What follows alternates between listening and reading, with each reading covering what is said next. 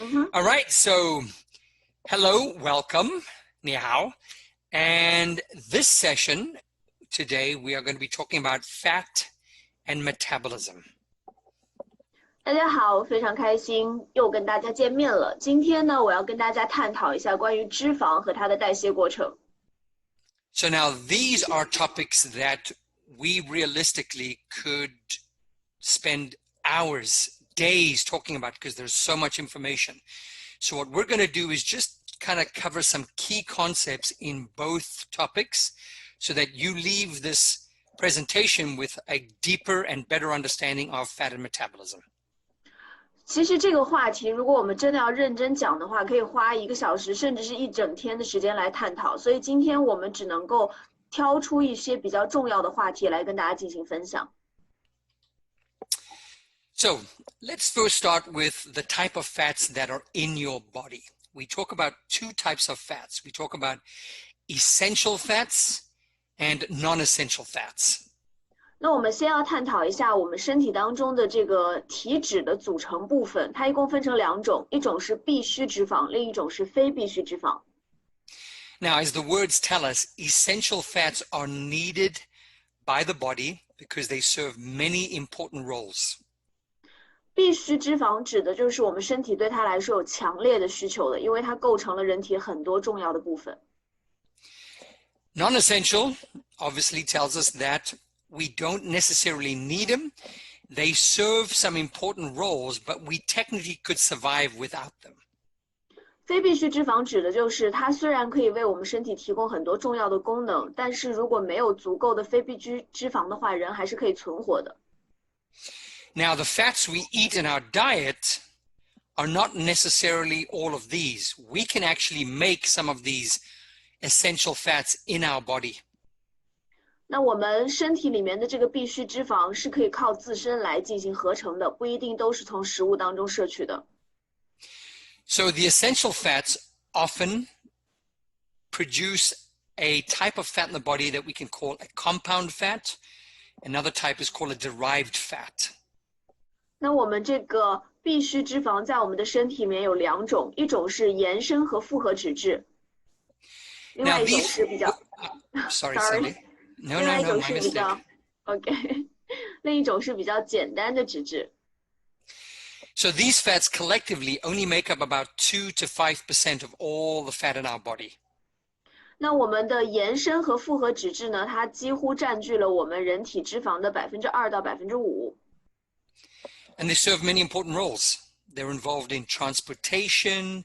They make structural things like the cell membranes. They're involved in steroid hormones, in our immune response. They help with nerve conduction, a lot of essential physiological roles in the body.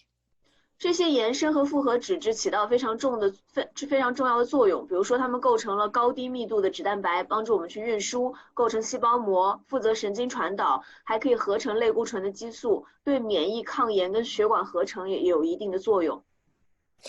Now, you know these names because you've heard of them. We've heard of testosterone, estrogen. We've heard of LDLs, HDLs. These all make up the compound and derived fats. 对于我们来说，它们构成的身体成分其实大家都很熟悉的，比如说细胞膜，比如说高密度脂蛋白和低密度脂蛋白。Now, the non-essential fats are generally made up of what we call a simple fat. And the fat we always talk about is a triglyceride. 那些非必需脂肪酸呢，相对来说就是一些比较简单的脂质去构成的。And so what are triglycerides used for? Well, we store them in the body in what we call a fat cell. So you can see a picture there of a fat cell that is called an adipocyte. 那这些非必需脂肪酸，我们是把它作为能量储备储存在人体当中的。你可以看到图片上的这个脂肪细胞里面就有很大一部分的占比都是脂肪。And these triglycerides can group together, and you can see in the picture, they end up occupying a lot of space of the actual fat cell. 那你可以看到它在我们整个脂肪细胞当中的占比是相当高的。So what are they used for? Well, we always talk about how fats are a source of energy. So they form an energy reserve, big one for the human body. 那对于我们来说，脂肪细胞就帮我们储存了非常大量的能量，以供人体使用。They also serve roles of insulation. They protect the body because fat cells can actually keep you warm. Also protection when you bump things, having a little bit of a fat pad on the outside of your body can actually stop you from damaging tissue and getting bruises. 那除了能量储存之外，它还可以帮助我们人体去进行绝缘，还可以给我们提供一些保护。比如说，脂肪细胞可以帮我们维持体温，或者在经历一些撞击的时候，它也能够起到一定的缓冲作用。Now, some simple fats like triglycerides are considered to be essential in females. 那有一些脂肪对于我们的女性来说是非常重要的。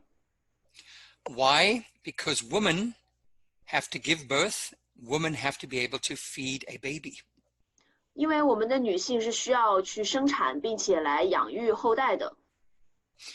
So we have mammary tissue for feeding babies, and we have what's called a maternal reserve of about 30,000 calories that if a woman falls pregnant, she has some energy to help her go through 39 weeks of her pregnancy to raise a healthy baby. 对于女性来说，她们经历的整个产期需要额外储存大概3000大卡左右的能量，她们就包括了孕期的储备，还有她们要发育的乳腺组织。And so we call this simple fat that is essential to a woman, we call it a sex-specific fat. 所以这种类型的简单的脂质呢，对于女性来说也应该被称为必需脂肪。And it makes up about 6 to 9% of all the fat in a woman's body. 在女性所有的脂肪储备当中，它的占比大概是6%到9%。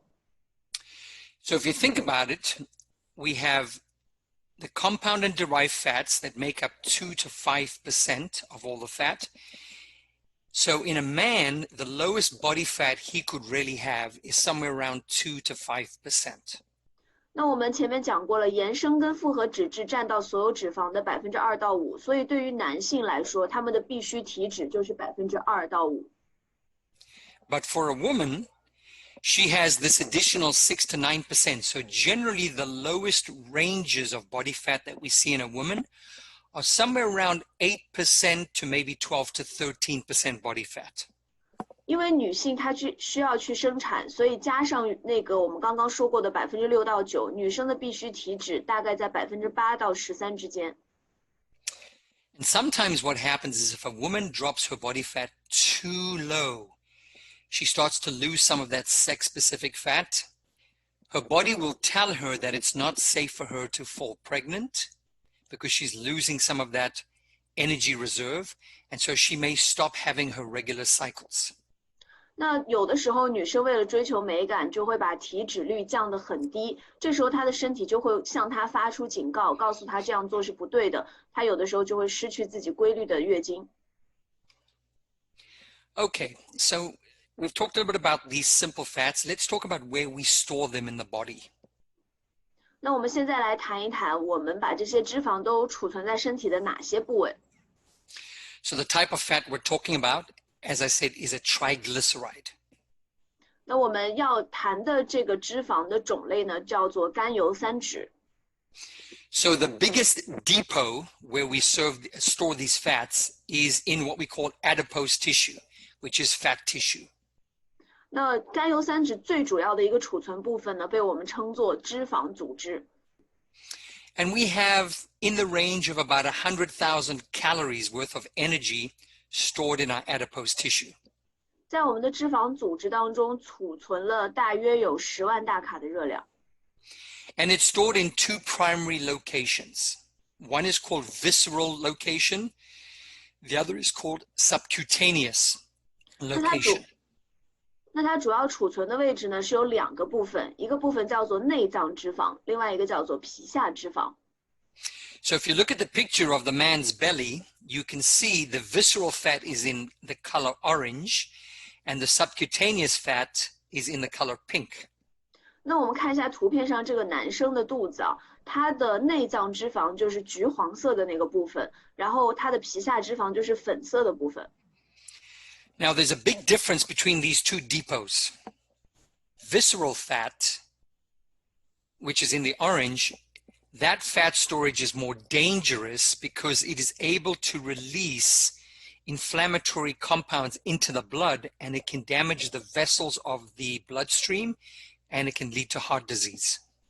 内脏脂肪呢，它和皮下脂肪有非常大的不同。内脏脂肪相对来说危险会更高一些，因为它可以释放出破坏我们血管壁的一些炎症物质，然后还可以加速我们的心脏病发展。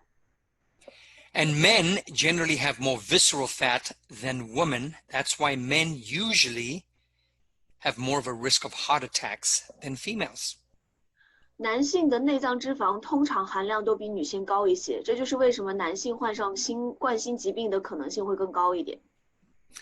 Now, the subcutaneous fat is what's under the skin. If you pinch yourself, that layer, that fat that you're pinching, that is called subcutaneous fat. 皮下脂肪呢，就是储存在我们的皮层下方的脂肪。如果你轻轻的捏一下自己的话，那个能拎起来的就是你的皮下脂肪。So the amount between visceral and subcutaneous is relatively even, except as I said, men have a little bit more visceral fat, women have a little bit more subcutaneous fat. 那通常情况下，男性的内脏脂肪含量会高一点，女性的皮下脂肪的含量会高一些。And the reason for this has got to do with the hormones between men and women, hormones like testosterone and estrogen that regulate or help regulate where the fat is deposited. 之所以会有这样的差别，主要是我们身体的激素造成的。因为女性为了生产，所以它的雌激素或者孕酮的作用之下，会导致它的皮下脂肪变得更多。Now, most people, when they want to lose weight, they think about losing subcutaneous fat because that is the fat we can see. So it has more of an aesthetic effect, but it's not as dangerous as the visceral fat. So in a perfect world, for your health, you want to keep your visceral fat as low as possible. 那很多人在减肥的时候，他们的目标都是减掉自己的皮下脂肪，因为这个都是肉眼可见的。但事实上，内脏脂肪更为危险，我们应该尽量把内脏脂肪控制得越低越好。Now, sometimes people use the word belly fat to represent fat around the abdominal region. It's confusing because belly fat is made up of both visceral and subcutaneous fat. So it's a very confusing word. 那很多人就会用腹部肥胖这个词来形容，但其实这个词很具有迷惑性，因为腹部肥胖包含了内脏和皮下脂肪。Now, we also see men and later after menopause in women that we start getting bigger bellies. That usually is because of more visceral fat depositions. So you may not be able to pinch as much fat, but your belly is getting bigger. It's because of more visceral fat that gets deposited as we get older. 你会看到很多的男性，也包括一部分的女性，进入中年之后，他们的腹部会变得逐渐大起来。但是去捏一下的话，也好像没有很多肉，但是腹部就是变大。这个其实就是内脏脂肪逐渐堆积过多导致的。And that helps explain one of the many reasons why as we get older and older, our risk for heart disease goes up. 这个就可以用来解释为什么人年纪渐长之后更容易患上很多心血管的一些疾病。Now, we also store fat in other locations. Another big location is stored inside certain muscle cells. 那我们还会把脂肪储存在一些其他的组织当中。第二个脂肪储存量比较大的就是我们的肌肉细胞。Not as much as the adipose tissue, only about 2 to maybe 3,000 calories of energy. So 2,500 to 3,000 calories of energy is stored in our muscles. 跟脂肪组织比起来，肌肉细胞里的甘油三酯就没那么多了，大概提供的是2500到3000大卡左右的热量。Now, because we have different types of muscles, we have type 2 muscle fibers, which are more powerful and anaerobic. And then we have type 1 muscle fibers that are more aerobic. There's more fat in type 1 muscle fibers because they can use the fat. Type 2 muscle fibers have very little fat. 那我们的肌纤维呢，它有2种不同的类型，一个叫做快肌纤维，它可以有更多的爆发力；一个是慢肌纤维，它的耐力更强。那脂肪它更多的就储存在慢肌纤维当中，因为在有氧运动里面，它可以更好的被运用掉。We also store small amounts of fat in various organs like our liver, our heart, So we have fat in there. Hopefully we don't have too much because that can become dangerous to those organs. 那我们在一些内脏组织当中，比如说肝脏和心脏里面也会储存少量的脂肪，但是它一定不能很多，不然的话就是具有危险性的。And we always keep a little bit of fat in our bloodstream. 那我们在血液当中也有一定量的脂肪储存。Okay, so as we're talking about fat, as I talked about, we have fat that is in the adipose tissue, fat in the muscle, fat in the heart, fat in the liver, and there's one other area of fat that's very interesting to researchers. We call it retroperitoneal, and it's found in your back and down by your butt. 那我们刚刚讨论了脂肪一些储存的地方，比如说它在脂肪组织，在我们的肌肉以及我们的内脏当中，还有一个非常有趣的脂肪储存量比较少，但是会有的地方就是我们的腹膜后面。Now, this fat is different from all the other fat in our body because most of the fat in our body is called white fat, which is just simply storage of excess calories. 那我们身体当中大部分的脂肪都是白色脂肪，可以帮助我们储存大量的热量。可是，在腹膜后面的脂肪跟它们是有一些不同的。But this fat that we call retroperitoneal that is located in your back and around the upper portion of your butt is called brown fat because it looks a different color under the microscope. 那在腹膜后储存的这些脂肪被称作为棕色脂肪，因为它在显微镜下面看出来的颜色是有一点偏棕色的。And what we know about brown fat is that it burns calories more efficiently to generate heat, and researchers believe that if we have more brown fat, we might be able to combat obesity. 那我们现有的对棕色脂肪的认知呢，是说它可以通过燃烧卡路里来帮助我们减少肥胖。所以很多的研究显示，我们如果有更多的棕色脂肪的话，对于体重控制来说是非常有利的。So this brown fat is by design intended to burn quickly, generate heat, and keep us warm. 那棕色脂肪主要的一个功能就是去大量的燃烧脂肪，制造热量，保证我们的是一个合适的体温状态。But knowing this, and knowing how we live today, it's created a problem because today, if we're cold, we turn on the heater. If we're cold, we put on clothes. If we're cold, we go inside. 但现代都市人的生活就会遇到一个问题，如果我们觉得冷了的话，我们可以开空调，我们也可以走进房间，也可以穿上衣服。But our ancestors didn't have those options. So our ancestors, much like a polar bear, in the cold months, relied on this brown fat to keep them warm and survive the cold winter. 但是在过去的一些年代，我们的远古的祖先，他们如果想要在寒冷的时候生存下来，其实是非常依赖棕色脂肪去制造热量的。And so because we're living differently today, we don't need as much brown fat. So as a species, the amount of brown fat that we have when we're born into the world and from one generation to the next is gradually becoming smaller and smaller. 那因为我们现代人的生活方式不同了，我们对棕色脂肪的一个需求度变低了，所以随着一代又一代的进化，棕色脂肪在人体当中的含量就变得越来越少。So researchers are trying to find ways to build more brown fat in the human body. 那很多的研究就想要找到一种方法，帮助人体来建立制造更多的棕色脂肪。And so I'm sharing with you an interesting study that was done 6 years ago that was looking at one way that we might be able to build more brown fat. 那我要跟大家分享一个比较有意思的实验，它跟我们讲了一个去建立更多棕色脂肪的方式。So we know that when we're cold, we generally shiver. So what they did in the study is they tried to simulate shivering, but how they were doing it is using whole body vibration. 那我们都知道，人在寒冷的时候都会颤抖。这个实验主要研究的时候，就是我们为什么要去做颤抖的这个动作。And why they did that is because we've discovered that there's a particular hormone in our body called irisin. Irisin is the hormone that converts white fat to brown fat. And so they were trying to get more irisin, and they found that by creating whole body vibration that simulates shivering, they were able to increase the amount of irisin in the body. 这项研究发现，我们通过颤抖的这个行为，可以让人体中产生一种叫鸢尾素的东西，它的水平会增加，它就会导致我们的白色脂肪转变成为棕色脂肪，同时帮我们提高能量的一个消耗。So does that mean we must all run out and get on vibration training? No.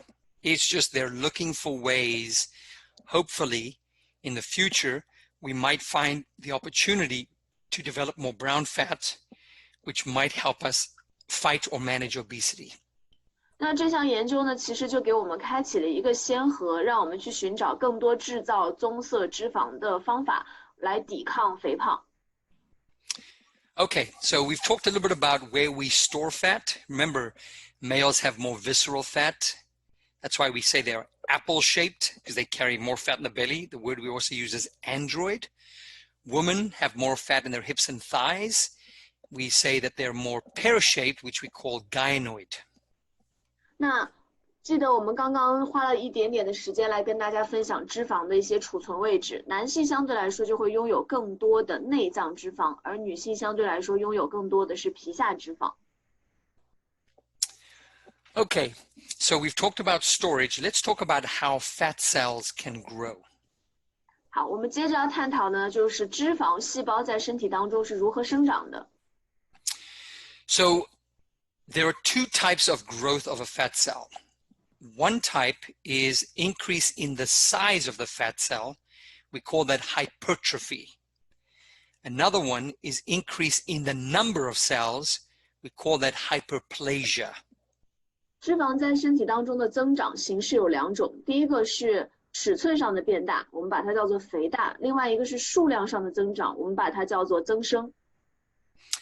So the belief is this, in terms of how fat cells grow, is that most fat cells grow in size, hypertrophy, until they reach a threshold. In other words, that's as big as they can get. The reason they can't grow any further is because they cannot support themselves. And that threshold is about 6 times the original size of the fat cell. 那通常情况下呢，脂肪它会先以尺寸增长的方式长大，然后直到它增长到原本6倍大小的时候，没有办法再继续增长了，它才会进一步的发生增生的问题。And so any additional surplus of calories is not going to result in further growth of that fat cell. It's going to result in increasing the number of fat cells. 那很多时候我们的肥胖不仅仅是因为脂肪细胞的肥大，更多是因为脂肪细胞数量上的增长。So one theory of fat cell growth is that fat cells grow in size first. When they get to a certain threshold, any additional surplus of calories would result in an increase in the number of fat cells. 所以呢，总结一下就是脂肪它会先以尺寸增长的方式逐渐的变大，等到一个足够大小的时候，如果还有额外的热量不断摄入，它就会开始增加数量。Now this can be a problem because the normal adult usually has, by the time they reach adulthood, somewhere in the range of about 30 to 50 billion fat cells. 那这是一个很大的问题，因为正常的成年人身体当中的脂肪应该是300到500亿的储存。However, if you were increasing your number of fat cells, you might, as an adult, have much more than that, where your numbers could be as high as 60 to 100 billion fat cells. 但如果你因为肥胖导致了脂肪数量的过度增加，你可能就会拥有大概600亿到1000亿的脂肪细胞。So you might be thinking, well, why is that a problem? Well, it is a problem because we also believe, there's a theory, that a fat cell can only shrink to a certain size. And if you have more of them, it's going to be harder for you to lose weight. 这就是我刚刚说过的，它造成的一个问题。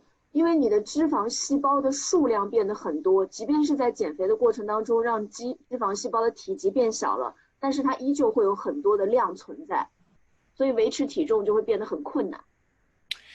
So I've addressed one stage where fat cells can grow in number. It's when the fat cell reaches its threshold size. So usually in a very obese person, we talk about BMIs over 40, the cell has become too big and therefore hyperplasia is going to take place.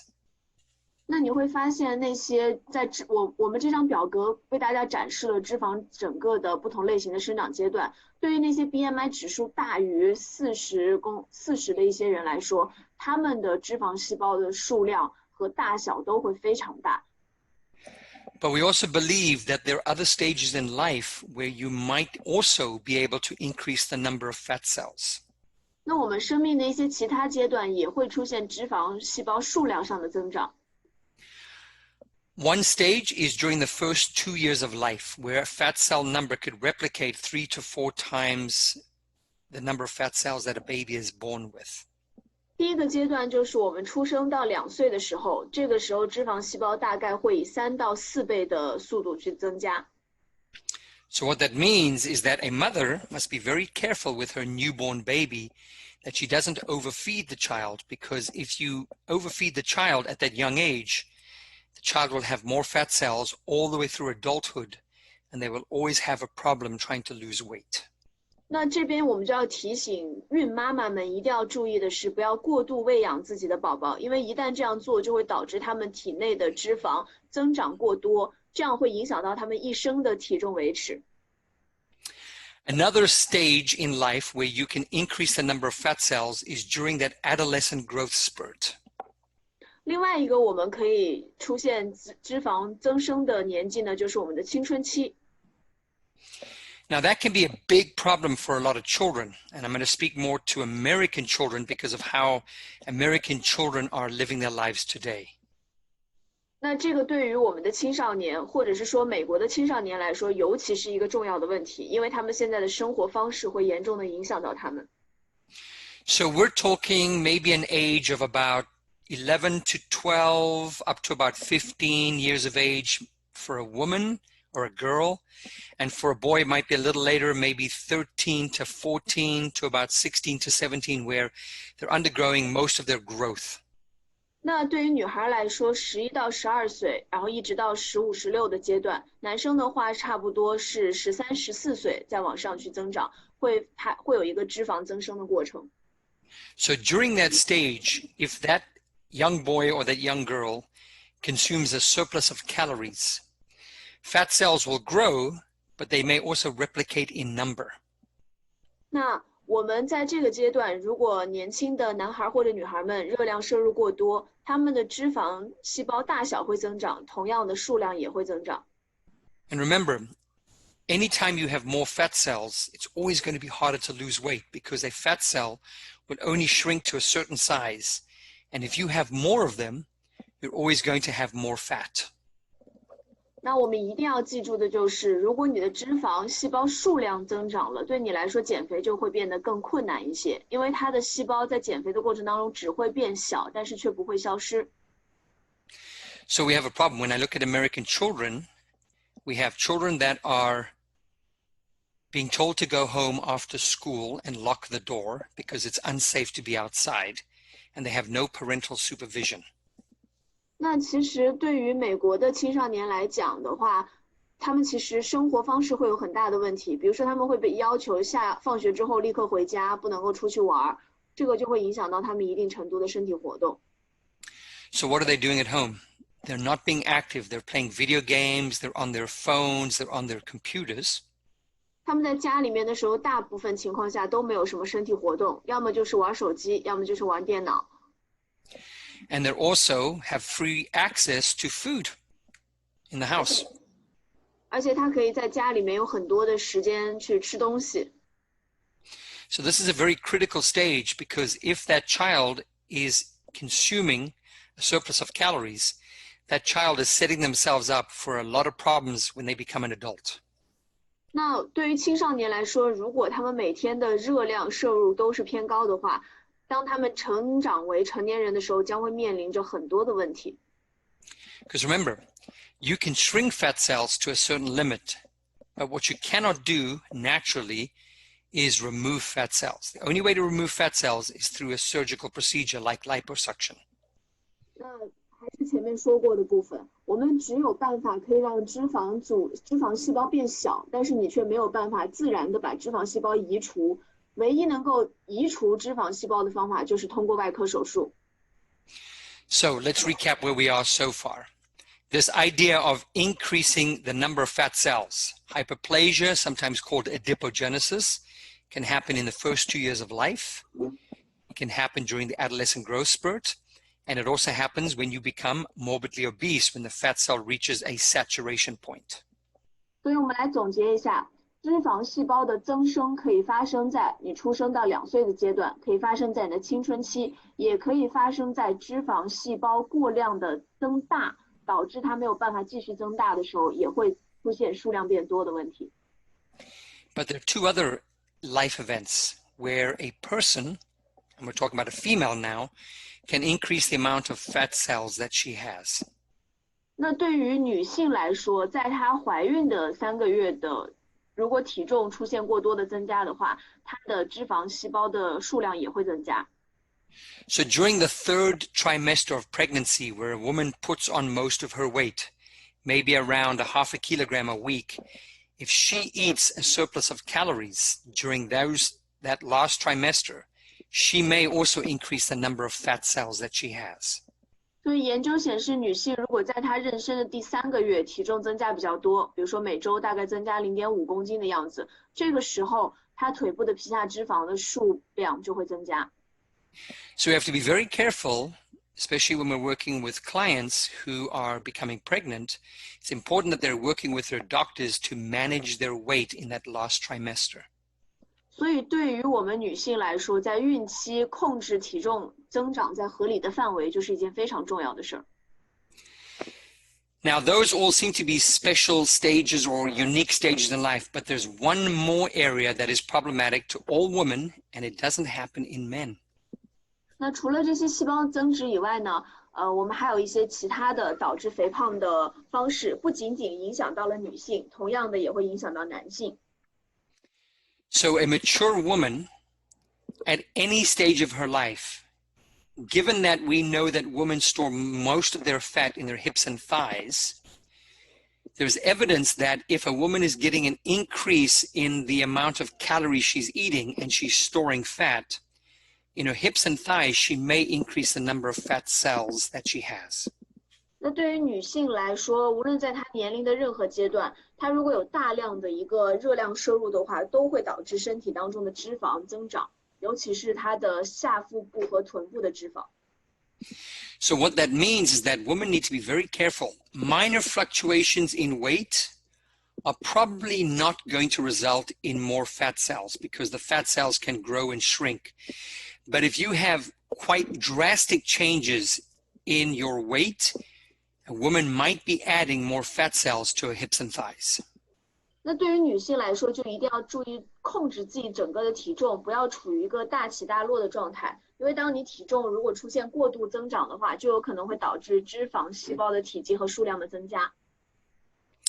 So that's hyperplasia. So when does fat hypertrophy take place? 那我们还会发生的就是继发性的肥胖。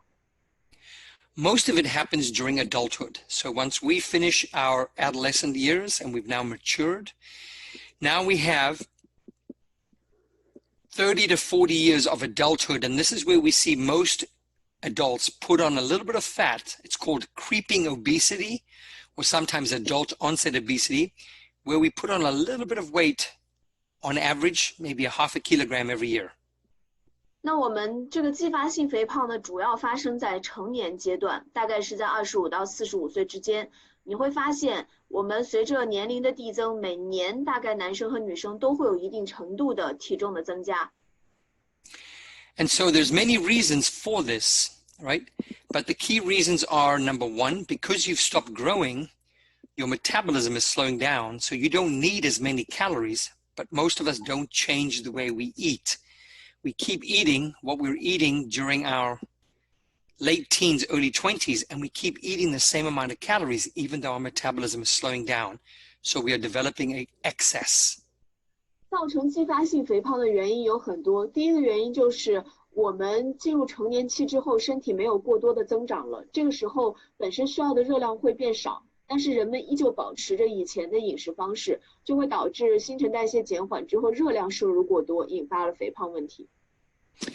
Another reason is lifestyle changes. When we are in our 20s, we're more active, and then we become more sedentary, we drive more, we sit more, we're not as active, so we're not expending as many calories, but we're not changing the way we eat, and so that is also increasing slowly the amount of fat we're storing on the body. 另外一种原因呢，就是我们的生活方式的改变。我们在比较年轻的时候，身体活跃程度是很高的，你会做比较多的运动。但是随着年纪的增长，大部分的人开始更多的坐，更多的开车，更多的躺。这个时候他的身体活动就会减少，也会导致脂肪的储存更多。And so when we're trying to help our clients lose weight, what we're trying to do essentially is shrink the fat cells they have. Remember, we cannot remove cells unless it's done through surgical procedures. The natural way of helping people lose weight is to shrink the size of the fat cells that they do have. 对于我们来说，作为一个健康教练，我们希望帮助客户减肥的，只能够帮他把脂肪的大小缩小，而不能够减掉脂肪的数量。Okay, so now let's dig a little deeper into understanding how fat metabolism is regulated in the human body. 我们接下来要跟大家更深入的了解一下脂肪代谢在身体当中是如何调节的。So metabolism is a very complex topic, and we're going to just focus for now on fat metabolism. But even fat metabolism is very complicated because many hormones have an effect on how you're storing and how you're burning fats. 新陈代谢这个话题是非常复杂的，我们今天这堂课只聚焦于脂肪代谢，但即便是这样子的话，它也很复杂，因为影响的因素有很多，会有很多的激素参与其中。It's a little easier to understand how fats are regulated during exercise as opposed to how fats are regulated at rest, because during exercise, certain hormones are elevated and they have a direct effect on metabolizing fats. 那对于我们来说呢，我们要了解脂肪在运动和安静状态之下分别是如何代谢的，因为在运动的过程当中会有一些激素，它们会变得更活跃，来影响到我们的脂肪代谢。And so what we're going to talk about is some key exercising hormones and the role they play on breaking down fats. 那我们今天这堂课的重点聚焦于一些运动引起的脂肪代谢以及相关的比较重要的激素。And so what we're talking about is the hormone cortisol. We're talking about the catecholamines, which are the hormones epinephrine and norepinephrine. And we'll talk a little bit about insulin. 那我们主要探讨的就是皮质醇、甲状肾上腺素和去甲肾上腺素以及胰岛素。So, two important enzymes that we have to address because they, at the local level, at the cell level, are regulating fat metabolism. The two enzymes are hormone-sensitive lipase, which I will call HSL, and lipoprotein lipase that I will call LPL. 那我们在细胞当中两种非常重要的酶，它们会影响到细胞的合成或者是分解。一种叫做激素敏感型脂肪酶 HSL， 另外一种叫做脂蛋白脂肪酶叫做 LPL。So HSL is an enzyme that is produced during periods of stress like exercise. And what HSL does, it takes the stored fat, the triglyceride that's in the fat cell, and it starts to break it down into smaller pieces that can then be passed to the blood and then used by the muscle cells. 那激素敏感型脂肪酶 HSL 它主要的一个作用就是在我们身体活跃的时候，比如说你在运动的时候，促进甘油三酯分解成为游离的脂肪酸进入血液，去提供能量给我们的肌肉细胞。Now LPL sits outside of the cell. So in the bloodstream, attached to the wall of the cell, so it could be a fat cell or a muscle cell, you have LPL. And what LPL does is as fats are being transported in the blood, it can bind to the transporting molecule, the protein, and pull the fats out of the blood and put them into the cell. 那 LPL 它主要的一个作用呢，它是在我们的细胞外面的，然后会不断的跟细胞膜去做接触，在我们安静的时候来帮助我们把细胞转运到脂肪组织，转运到我们的细胞内部去。Now, what's interesting is that when you are an active person who moves, does physical activity, performs exercise, LPL becomes more active at the muscle cell. But when you are sedentary, LPL becomes more active at the fat cell. 那 LPL 它本身是一个在脂肪组织和肌肉细胞表面都存在的。如果你的身体活动比较充足的话，肌肉细胞表面的 LPL 就更活跃一点。如果你不怎么运动的话，脂肪细胞表面的 LPL 就更为活跃。So how do these hormones influence those enzymes? Let's discuss.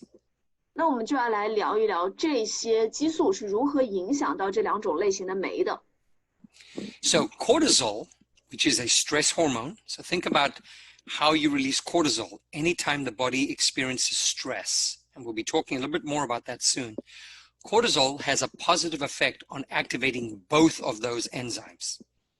那皮质醇它本身是属于一种压力激素，当我们身体感到压力的时候，就会刺激它的一个分泌。它对于 HSL 和 LPL 都有一定的作用。Now think about it.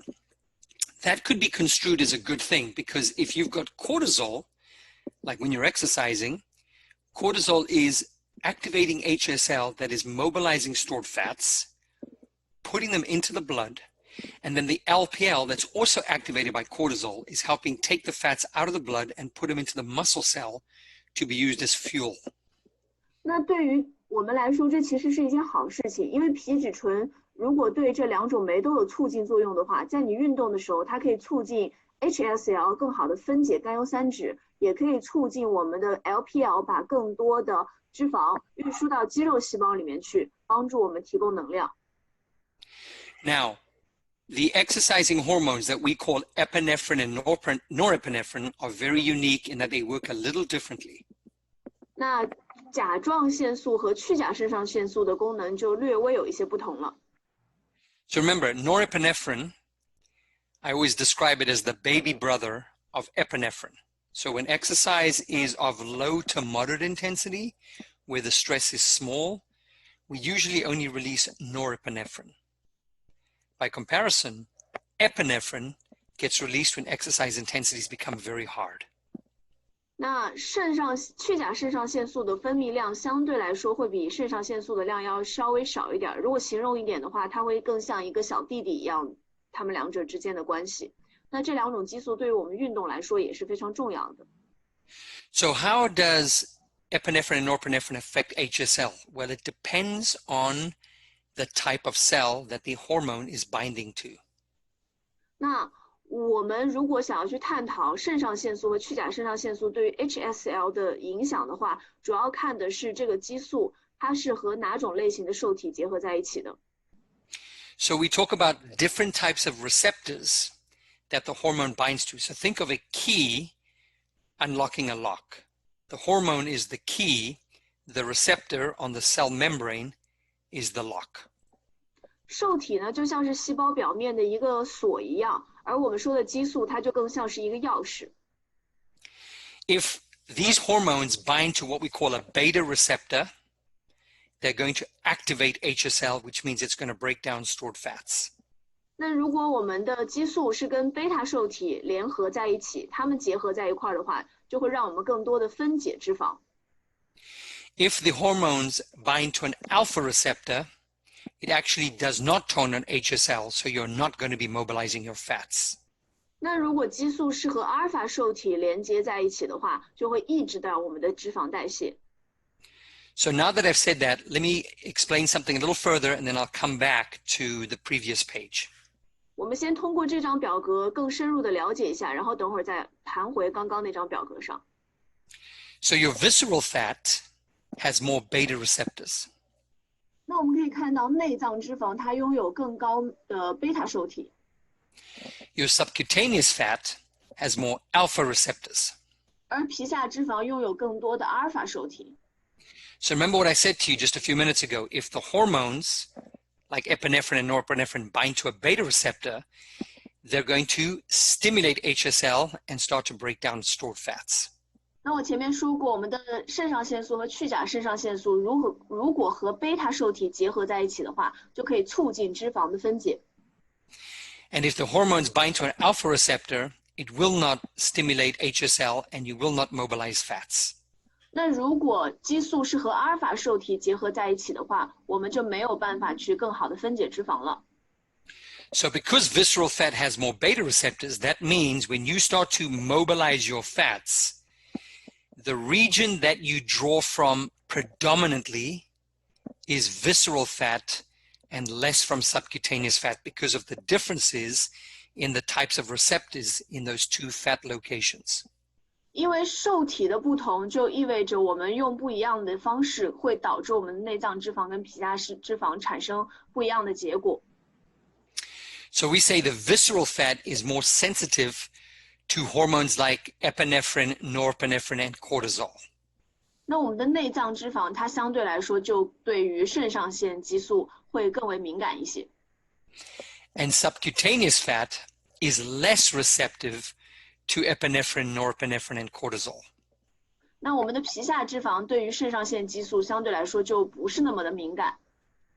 So what does that mean? That means when your body experiences stress like exercise, we predominantly mobilize from the visceral fat so that we can burn those fats as fuel. So that may not be aesthetically appealing because most people want to lose subcutaneous fat because that's the fat we see, but that doesn't happen.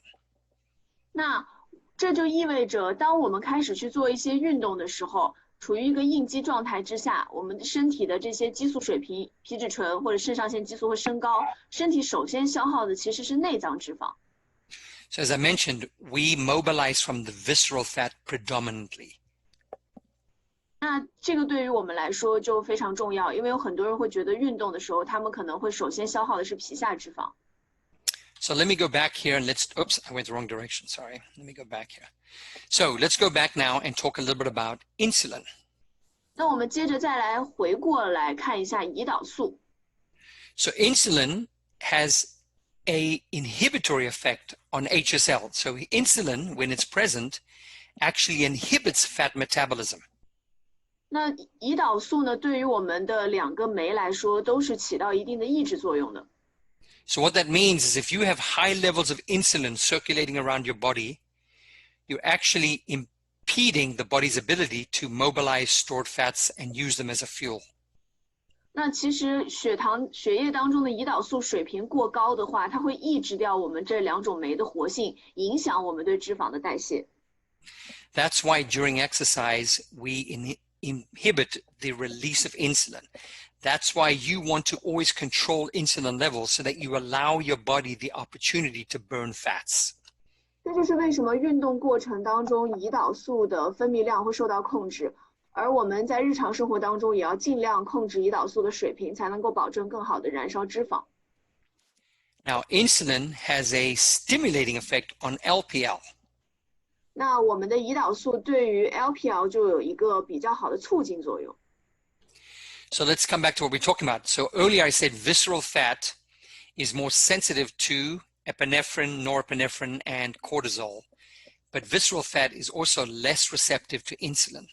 我们再回过头来看一下这张表格，内脏脂肪对胰岛素的敏感性相对来说是比较低的。 And subcutaneous fat is more receptive to insulin. 所以这意味着它没有办法更好的去受到胰岛素的影响。 So think about what that means. That means after you eat and you have a surplus of calories and you have elevated insulin, insulin is going to put more fat into the subcutaneous tissue and not the visceral tissue. 那这就意味着，当我们吃了很多的东西，然后血液水平、血糖水平升高之后会分泌大量的胰岛素，但这个时候胰岛素会倾向于把更多的热量储存在皮下，而不是内脏当中。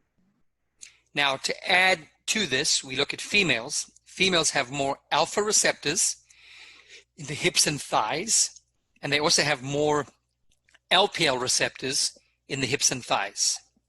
所以对于女性来说，她们就会激活更多的 LPL 的一个状态，让她们储存更多的皮下脂肪。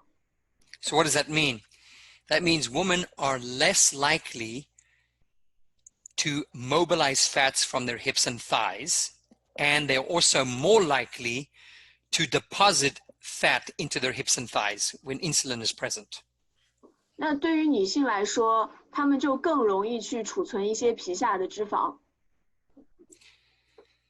So the takeaway here is when the body is under stress, we see elevations of epinephrine, norepinephrine, and cortisol, and those go mobilize the visceral fat first.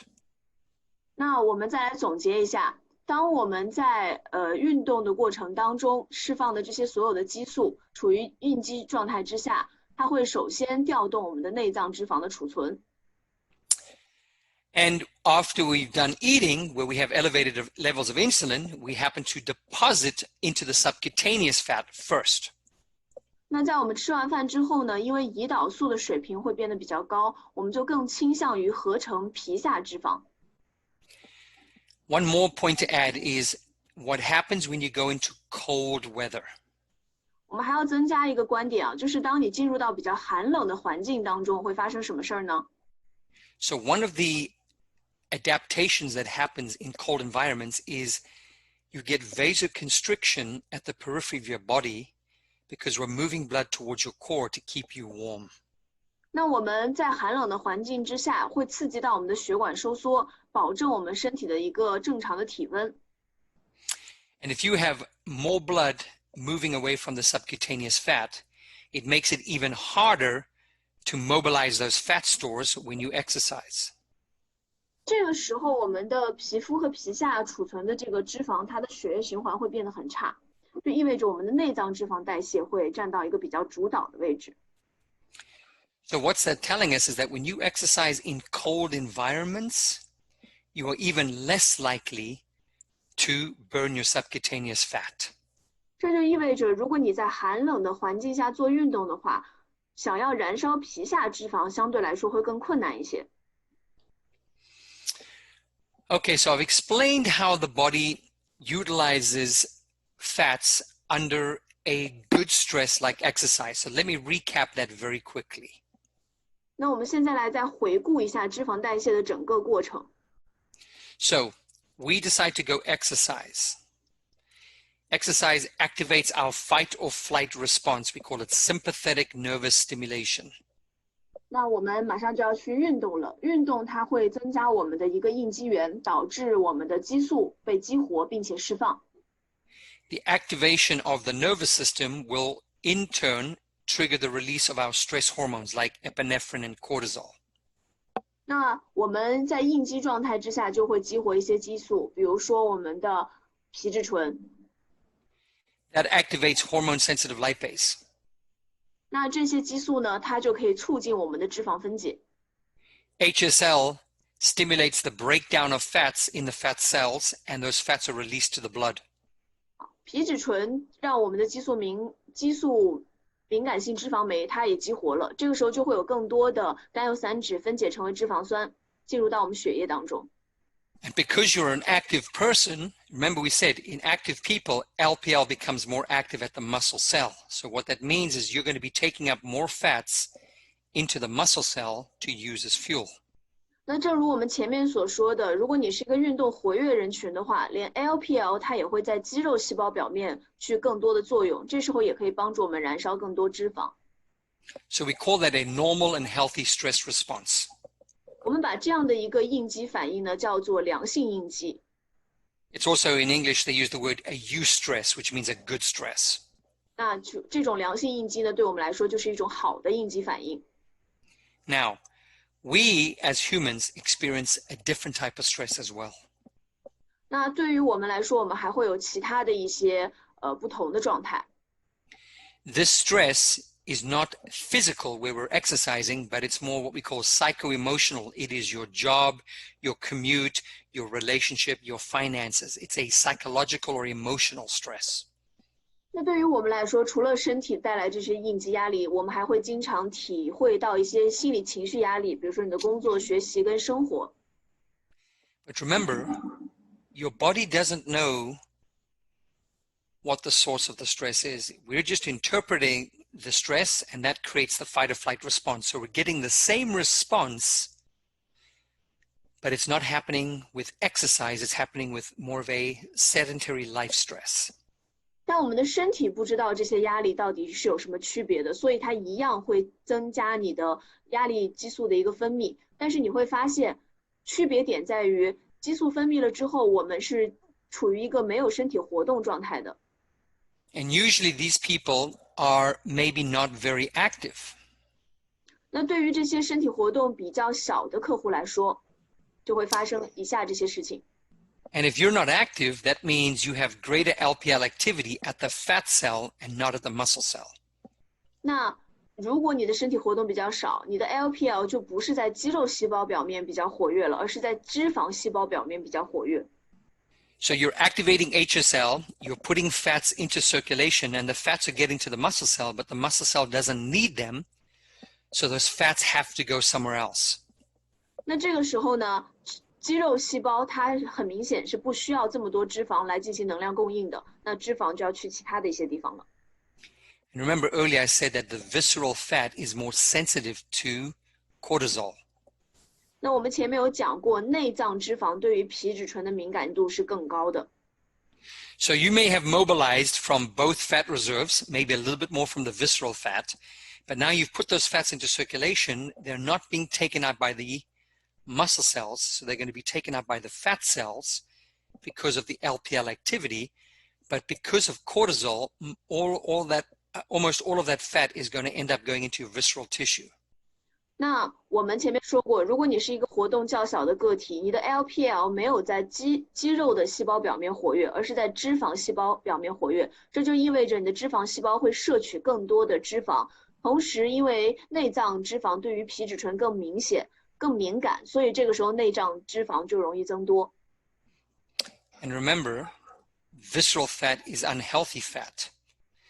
So we call this an unhealthy stress response, or sometimes called a distress.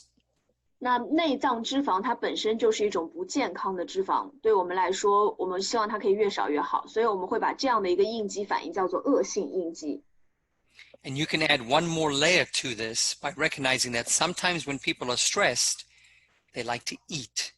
And if they eat, they're going to elevate more insulin, and insulin is going to inhibit fat utilization.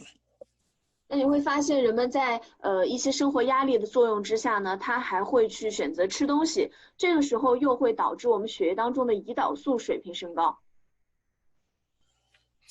Okay, so we've talked a little bit about the physiology of fat. Let's talk now about your diets. Does the type of food you eat influence how you burn fats through the day? 接下来的时间我们要聊一下关于饮食对于脂肪代谢的影响，你吃的这些食物到底如何影响到你的脂肪代谢？ The answer is yes. Your body essentially burns what it is fed. 那我们所吃的所有的食物都会影响到脂肪代谢，因为它会为我们的身体来提供燃料。So if you eat a high carb diet, your body will actually burn more carbs throughout the day. 那如果你吃的整体热量比较高的话，身体就倾向于去燃烧更多的热量在一整天的时间里。And if you eat a high fat diet, your body will adjust to burning more fats through the day. 那如果你一整天吃的是脂肪含量比较高的食物，身体的对脂肪的一个利用率就提高。你如果吃的是高碳水食物，它对碳水的利用率就提高。And that's why a lot of these high-fat, low-carb diets like the ketogenic diet are very popular, because we're trying to teach your body to burn more fats. 这就是为什么有一些高脂肪的饮食在一段时间里面会很流行，因为它就是想要教育我们的身体更多的学习燃烧脂肪。But the question to ask is, does that make a difference in weight loss? 但是我们要问的是，对于减脂来说，高碳水跟高脂肪这两种饮食有区别吗？ Here's the general takeaway from all the studies that have been looking at people eating different types of diets. Low carb, high carb, low fat, high fat, low protein, high protein. There's one general takeaway that can explain different weights of weight loss. 那我们通过对49种不同的饮食，其中包含了低碳、混合、高碳、高脂肪等等饮食，你会发现，只要热量控制的话，这些饮食方案对于长期减肥并没有太大的差异。Weight loss comes down to one thing. You have to burn more calories than you are eating. It's as simple as that. 那减肥这件事情最重要的一个点，还是我们身体需要燃烧更多的热量。So what we know is that when people eat higher fat diets with lower carbs, they tend to eat less calories, somewhere in the range of 300 to 600 less calories per day. 那对于高脂肪饮食来说，一旦你脂肪摄入量变大了，饱腹感会更强，这时候你的整体的一个热量就会减少。Why is that? Because when you eat more fats, it makes you feel more full, and that slows the emptying of food from your stomach, and it delays or slows down your appetite. 因为脂肪的摄入量变高之后，我们整体的胃排空速率就会变慢，这个时候你的饱腹感会更延长，当然摄入的热量自然而然就会减少。However, if you control calories, in other words, if you give people different diets, but you control the number of calories they're eating, the rate of weight loss between all these different diets is all the same. 但是就像我们前面说过的，当你控制一个客户的热量的时候，无论你选择哪一种饮食的方式，其实本质上来说并没有太大的差异。So we're talking about long-term studies, 1 year, 2 year, longer. Short-term, we can see some drastic weight losses, but when you look at long-term, it's calories that make the difference, not the composition of the diet. 那我们在这里面强调的，这是一个长期的影响，看的是1年甚至2年以上的影响，而不是短期的。如果是短期效率的话，确实一些饮食方式可以造成更明显的短期体重下降，但长期的话，还是主要以热量控制对我们的影响更多一点。But an important discovery in these studies was looking at adherence, and they found that when people eat low-carb, high-fat diets, they have greater problems with adherence. A blended diet, where you create more of a mixture of your nutrients, is considered to be the best diet to follow because of adherence benefits. 那这项研究还显示了，当人们在吃低碳水、高脂肪的饮食方案的时候，相对来说能够坚持的可能性更低一点，而一些混合型的饮食方案可以让他们坚持更久。Okay, so we've talked a little bit about fat. Let's shift gears now and talk a little bit about metabolism. 那我们接下来的时间再跟大家一起来聊一聊关于代谢这个话题。And so when we talk about metabolism and you're talking to your client, their perception of metabolism simply means things like, I want to burn more calories, I want to burn more fat, I want to increase my lean body mass, I want to have less abdominal fat, I want to improve my body composition, I want to lose weight, I want to look better. These are all the terms that a lot of times people think of when we talk about metabolism. 当我们跟你的客户探讨到新陈代谢的时候，你会发现他们想到的都是我如何去增加自己的饮食控制自己的热量，去减少自己饮食当中的一些摄入，如何去减少我的腹部脂肪，增加我的瘦体重，让我自己看上去更好看，让我可以改善我的身体成分等等，这个都是谈到新陈代谢的时候，我们的客户会想到的一些东西。So it's important to understand what makes up our metabolism or the energy we expend every day. 那我们最重要去了解的就是我们的新陈代谢主要的构成是什么？是什么来支撑我们每天的这样一个能量消耗的？ And so your total energy expenditure in a day is made up of 3 components. 那我们全天的一个能量消耗主要由3个部分构成。As you see in the illustration, the biggest piece of that pie, making up 60 to 75% of our total daily energy expenditure, is what's called our resting metabolic rate. 我们在整个这个饼状图里面，你可以看到这3个部分，其中占比最大的，在我们日常能量消耗当中最大的这个就是静息代谢。So RMR, or resting metabolic rate, represents the energy required to keep you at true rest. You're not eating, you're not drinking, you're not watching TV, you're not talking, you're not moving. It's just your body at rest.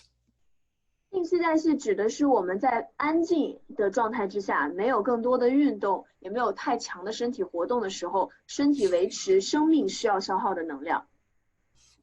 And as I said, if we use an example of someone who burns 2,000 calories in a day, your resting metabolic rate could be 1,200 to 1,500 calories. 那我们来举个例子，如果一个人一天当中要消耗掉2000大卡的热量，静息代谢就可以占到1200到1500大卡左右。The thermic effect of food is the energy cost of chewing food, swallowing food, digesting food, absorbing food, and storing food. We say it's about 10% of your total calories in a day. So in my example, we're going to say that's about 200 calories.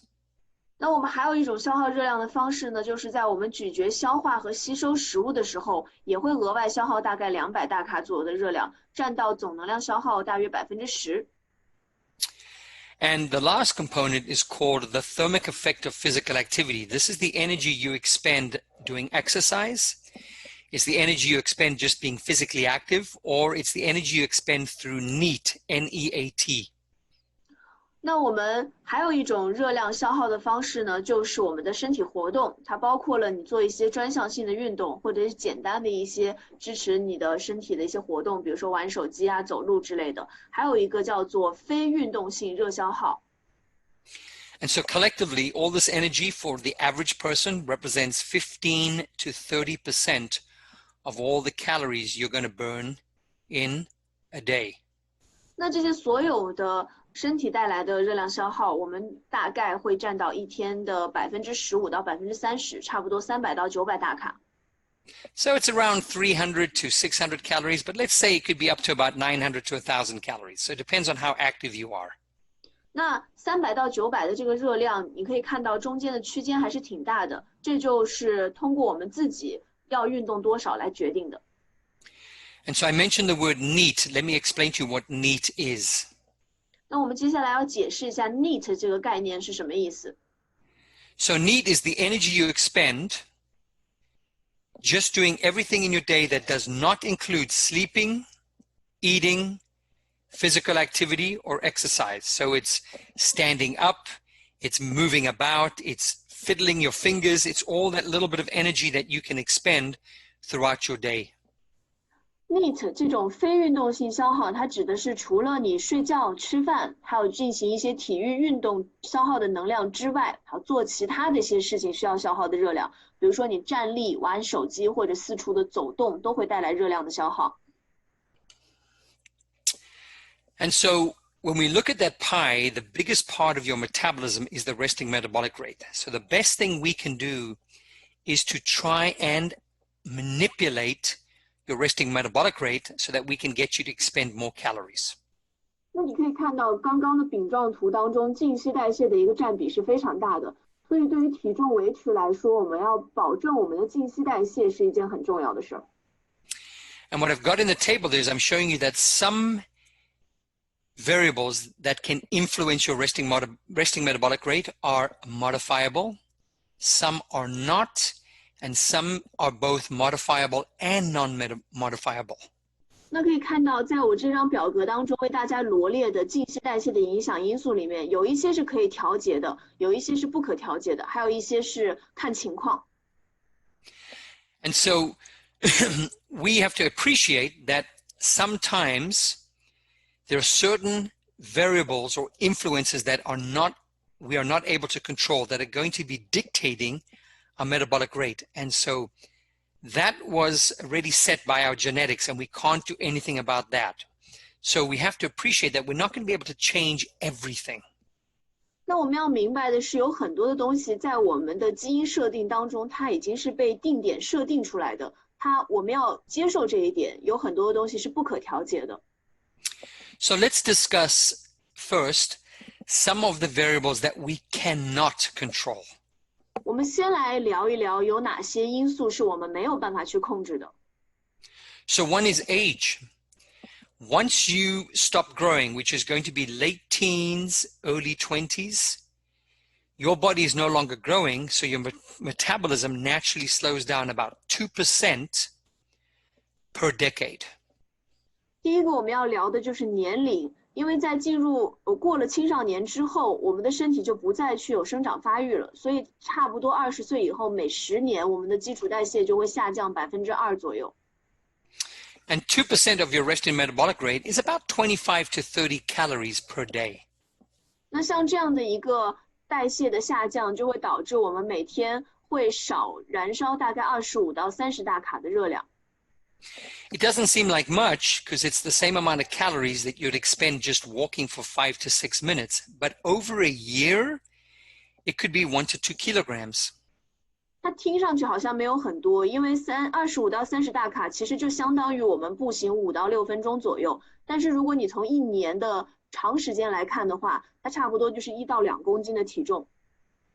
So what's the cause of this? Well, I said one is that the body no longer needs as much metabolism because we're not growing. But there's also hormonal changes. There is lifestyle changes.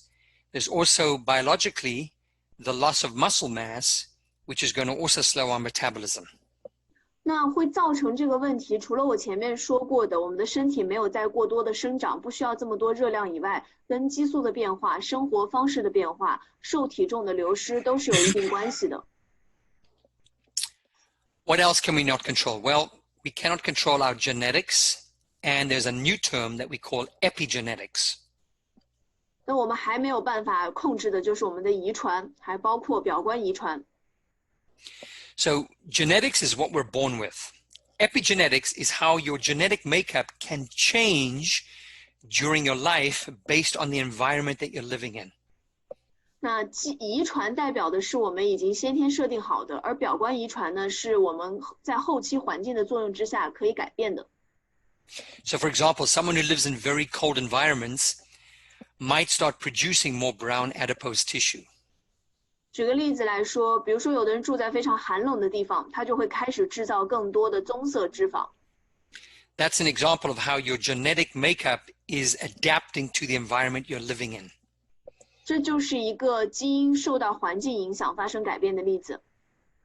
So scientists have identified many genes in the human body, all right, that are related to obesity.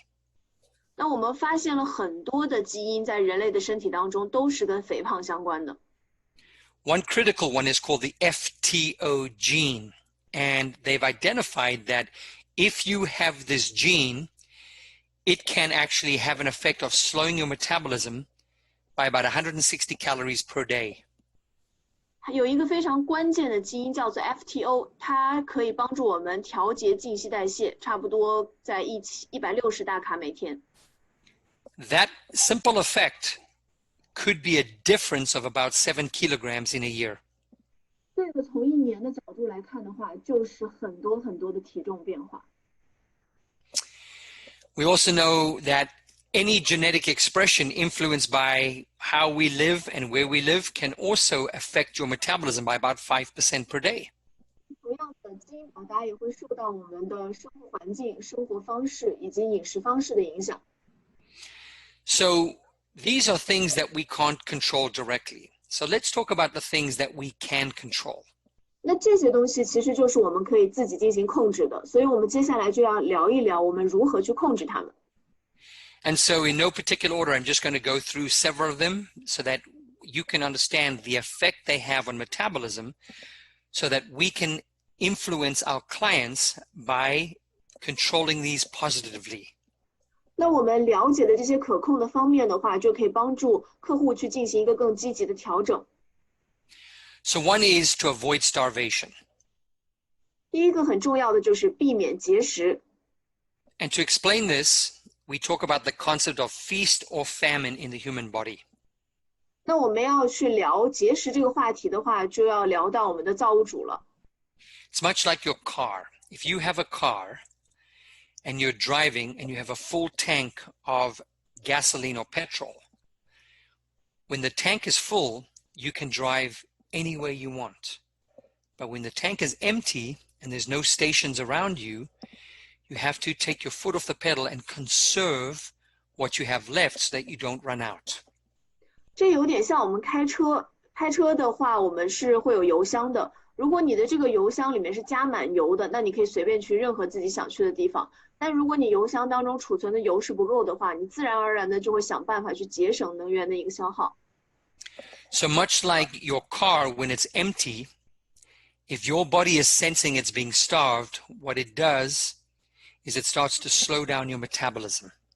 所以跟没有油的汽车是一样的，当你的身体处于一个饥饿状态的时候，它就开始想方设法的去减少热量的消耗。And so how does it do that? Well, starvation is stressful to the body, so that elevates cortisol levels. 那饥饿造成的这样的一个应激反应，就会影响到我们的皮质醇，让它升高。And as cortisol gets elevated, it has an effect on the hormones that regulate metabolism coming out of your thyroid gland, T3 and T4. It can suppress the production of those two hormones, and that will slow down your metabolism up to 20%. 当我们的皮质醇升高的时候，就会对甲状腺激素，我们的 T3 跟 T4 产生影响。这时候它就会抑制我们身体的一个静息代谢，差不多在20%左右。So what is 20% of your metabolism? It's about in the range of 240 to 300 calories a day.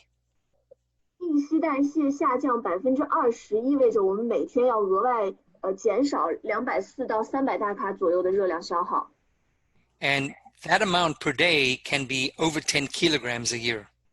那这样以年的角度来看的话，一年可能就会增长11.4到14.1公斤的体重。So one thing we must learn is that when people want to lose weight, it is okay to reduce calories, but we should never restrict calories to the point where the person is starving, because the consequence of that is you're going to slow down metabolism. 所以我们要注意的点是，你如果想要减肥的话，控制热量，适当的去减少它是没有问题的。可是如果进入到一个饥饿状态的话，就会让我们身体的新陈代谢下降。What else can we do to control metabolism? Well, one thing we can do is to build muscle mass. 那另外一个我们可以控制的就是帮助身体去增加瘦体重。So most of us will reach peak muscle mass in our late 20s, early 30s, and then we start to lose it gradually as we continue to age. 我们肌肉的一个储存巅峰大概是在28到32岁左右，之后就会每年逐渐的递减。But studies have shown that if you can add about 1 to 2 kilograms of muscle mass, it can boost your metabolism by about 7 to 8% per day, which is the equivalent of about around 100 calories a day or 4 to 5 kilograms a year. 那我们有一项研究就发现，如果我们把自己的瘦体重每增加1到2公斤的话，就会造成我们的静息代谢增加90到110大卡每天。这就意味着一年你可能会额外减少4.2到5.2公斤的体重。Someone who's doing weight training, gaining 1 to 2 kilograms of muscle mass over their entire body in a year is quite easily attained. 那如果去做一些抗阻力训练的人，他们想要保持自己整年的一个肌肉量的话，是会更容易一些的。Another thing that we can control is steady state cardio. 那另外一个我们可以去控制的就是保证去进行一定的稳态式有氧运动。When we look at cardio, a lot of people go to the gym and they do weight training and then they jump on the treadmill or the cardio pieces and they do their steady state cardio. And we're finding that that's not the best way to preserve muscle mass. 那稳态式有氧的话，一定不是一个肌肉增长的很好的运动方式。The reason being is we're seeing research that says that steady state cardio can actually inhibit the production of a very powerful muscle building hormone called IGF-1. And what will happen is that will slow down the growth of muscle tissue.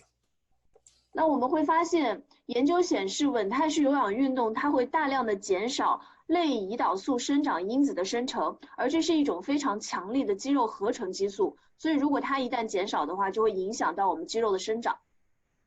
So when someone has a goal of building muscle mass, they're training hard. We want to give them every opportunity to build as much muscle tissue as possible. 那对于那些想要增长自己更多肌肉含量的人来说，我们一定要想办法去帮助他达成这样的一个目标。And so the best thing to do if you're trying to emphasize muscle growth is to change the type of cardio you're doing or to temporarily reduce the amount of steady state cardio that you're doing. 所以，如果你的客户他的期望值是增加更多的肌肉含量的话，我们可以暂时的减少或者是取消一些稳态式的有氧运动。So your options are, instead of doing steady state cardio, you can do more interval type cardio training because that appears to not inhibit that hormone as much. 我们可以用一些间歇式的有氧运动来取代，因为它们不会更多的去减少类胰岛素生长因子的生成。Or the other option is you can temporarily just stop doing cardio, control your calories through your diet, and then at some point when you decide to maintain your strength is reintroduce cardio. 那另外一个选择的方法就是我们可以控制自己饮食当中的一个热量，同样也可以达成减脂的目的。A lot of times we talk about Epoch, and maybe we think we can get a lot of calories out of Epoch, which is the energy we burn after exercise. 我们接着还可以掌控的就是一个叫做过氧消耗的东西，哈 ，Epoch， 它就是代表着我们在运动之后会有更长的时间要去还氧债。So the first thing to appreciate is that Epoch calories are not big. I know a lot of people talk about how your metabolism can stay elevated for 24 to 48 hours. That is pretty rare. Most epochs are small. 我们在这边要强调的是，运动后的过氧消耗其实并没有我们想象当中的那么大。我知道很多的传言会说，这样的一个过氧消耗会维持20甚至是48小时，这是一个不正确的观点。So while studies have showed big ranges in epoch, for the average person, a good estimate is that the calories represented by epoch are probably going to amount to about 15 to 25% of the calories you expended in the workout. 那其实我们运动后的过氧消耗差不多就占据了你在运动时消耗的热量的15%左右。So for example, if you expended 400 calories in a workout, your epoch may only be 60 to 100 calories. 所以这就意味着，如果你在运动的过程当中消耗掉了大概100大卡的热量，那你的这个运动后的过氧消耗可能就在就是15大卡左右。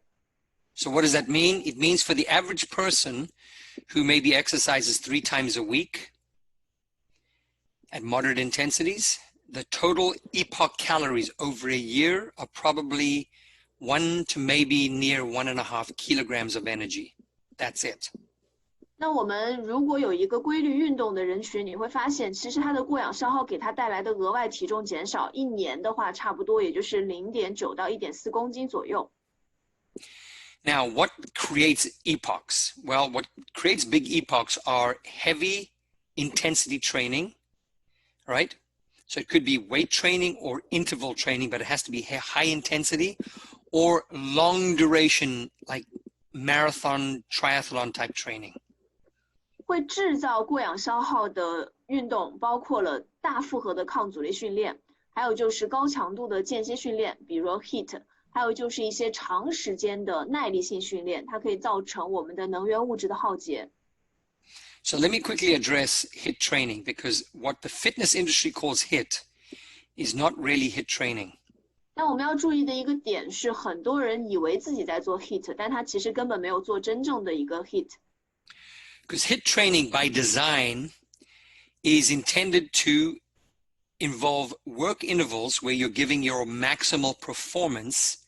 And because you're using your anaerobic systems, you need long recoveries to recover those energy systems, which means you don't do much work because you're spending most of the time recovering. So the calories expended in a HIIT workout are usually very small. 那 HIIT 运动它的一个非常重要的点是，它通过一个高强度的消耗来帮助我们在运动之后达成一个过氧消耗的目的。HIIT training is about performance. It comes from sports conditioning.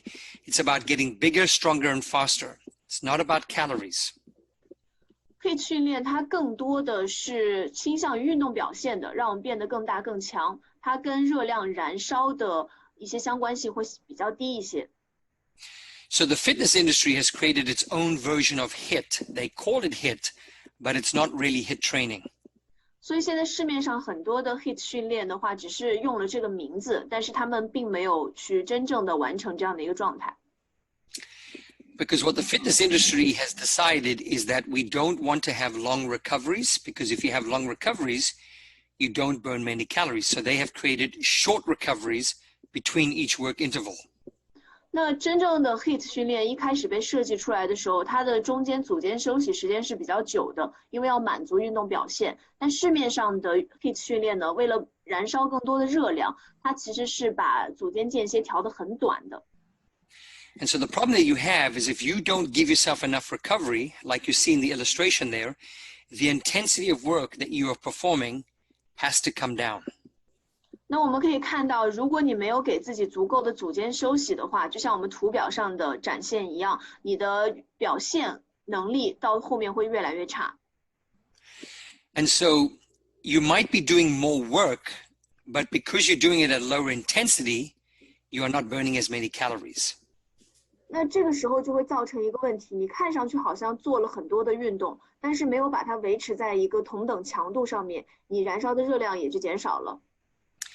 So what we know about what the fitness industry calls HIIT is that it may not expend that many more calories, but it doesn't give you much of an epoch because you're not working at high intensity, you're only working at high effort. Effort and intensity are not the same. 所以我们做的 HIIT 更多的时候是自己感觉非常的累，但它并没有维持在一个高强度的状态。What else can influence our metabolism? Well, sleep. Sleep is very important to your metabolism. 我们还可以去影响到的就是睡觉，睡觉对于我们的新陈代谢来说非常的重要。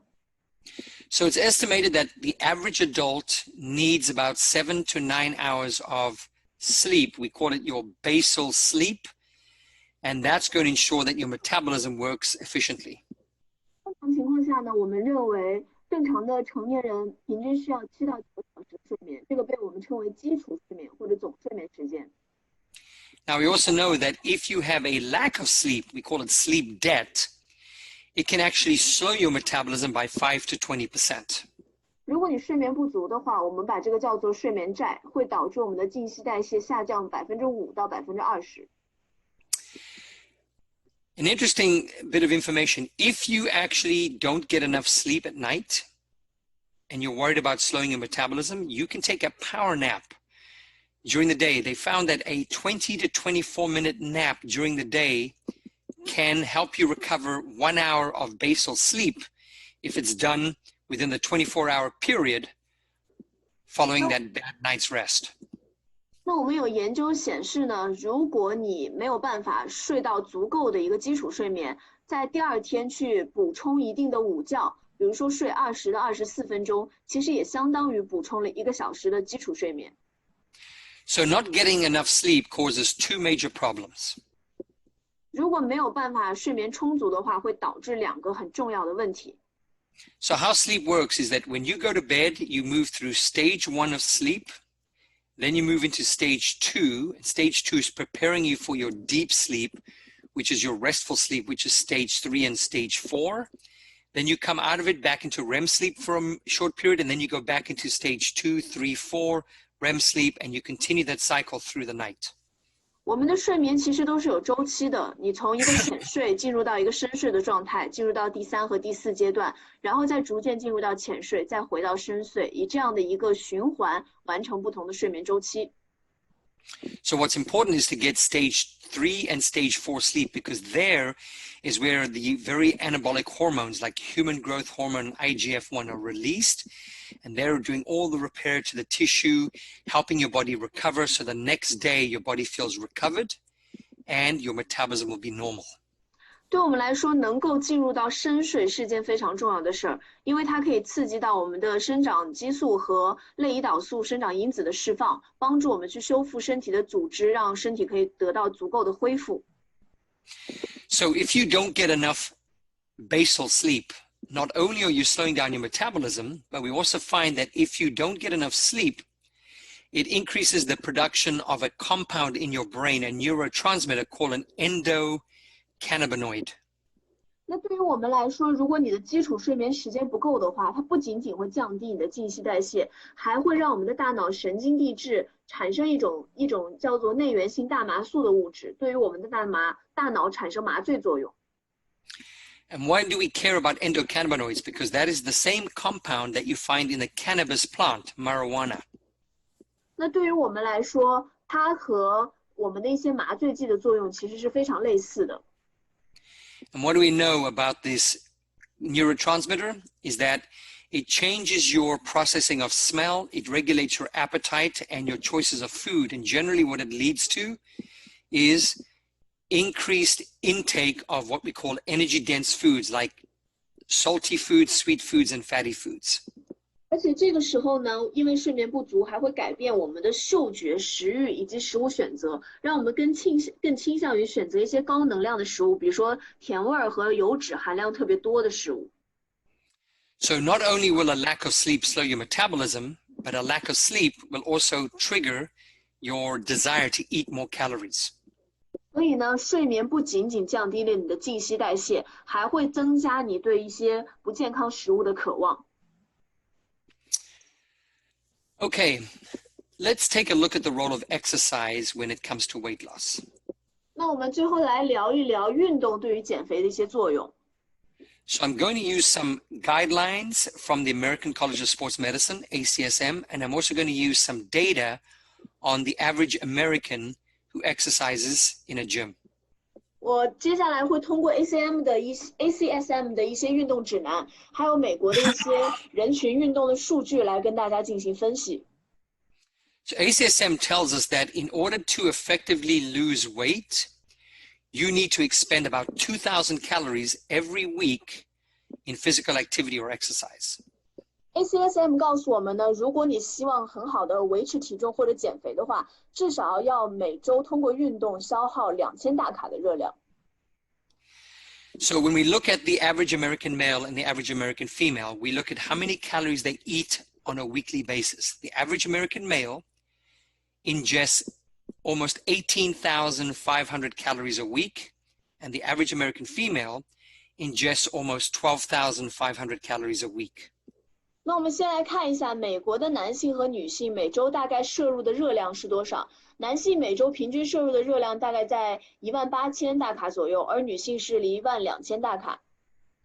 The average American also exercises only 2.4 times a week, and the average caloric expenditure per session is about 465 calories for a male and about 430 calories for a female.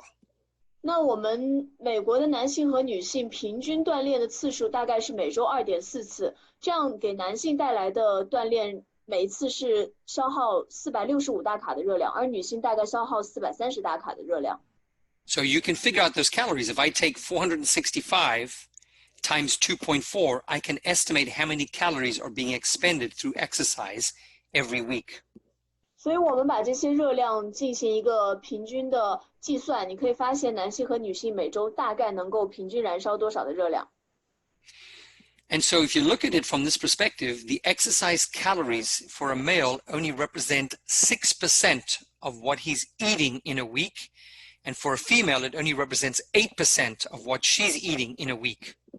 所以你可以看到，对于男性和女性来说，在他们所有的这些运动消耗的热量，在他们整周的总能量摄入中，只占到了6%和8%。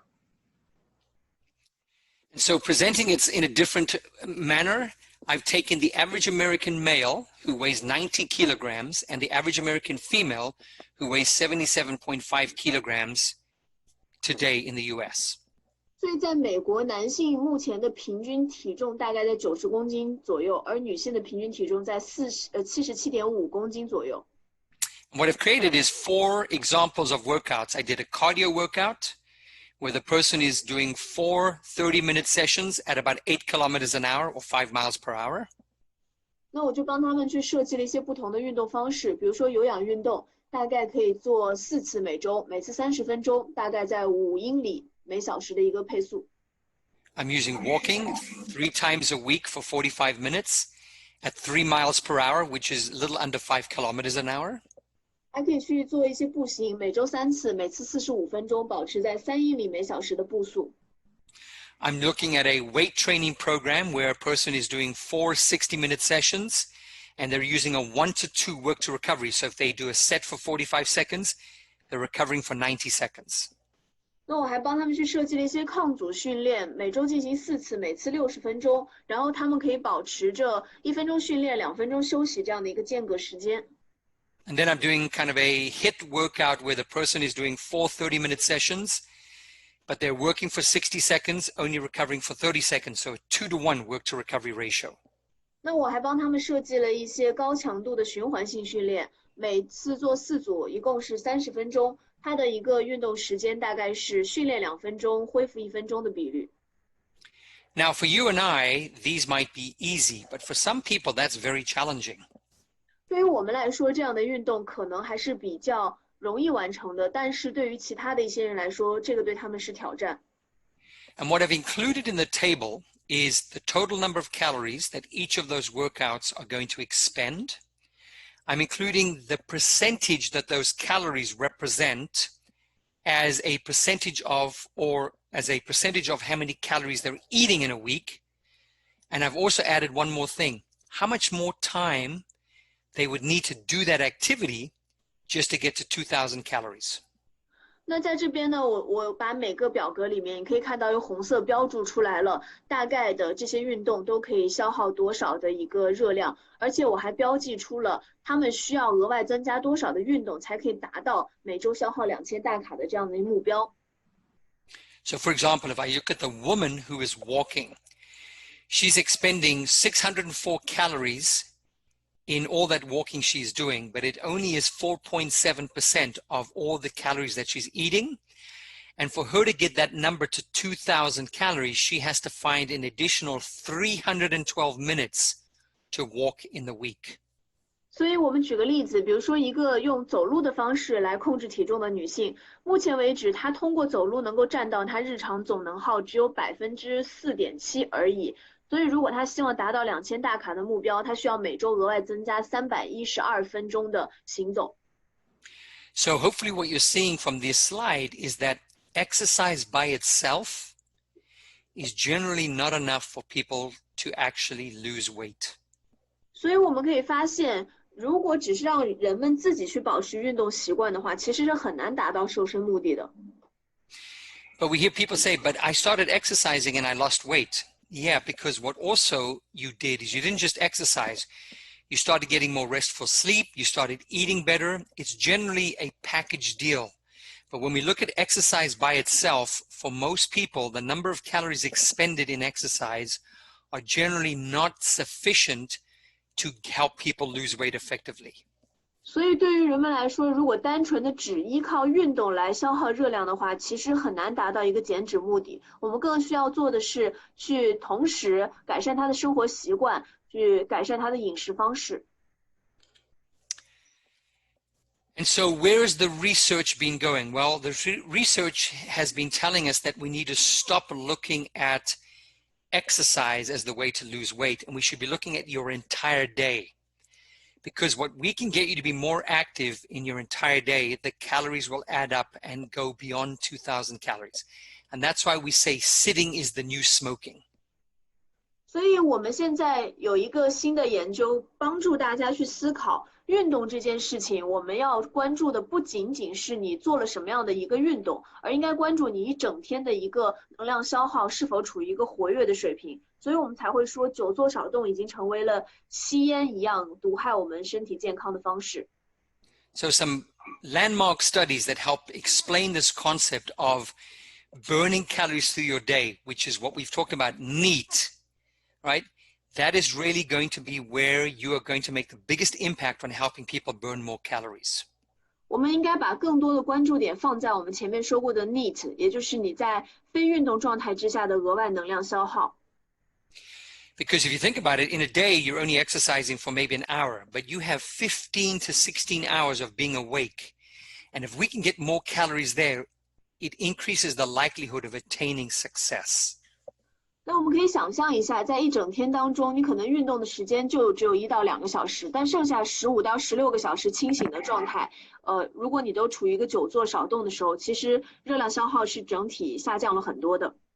And so the concept of NEAT is not just about weight loss, it's also about your health and your longevity.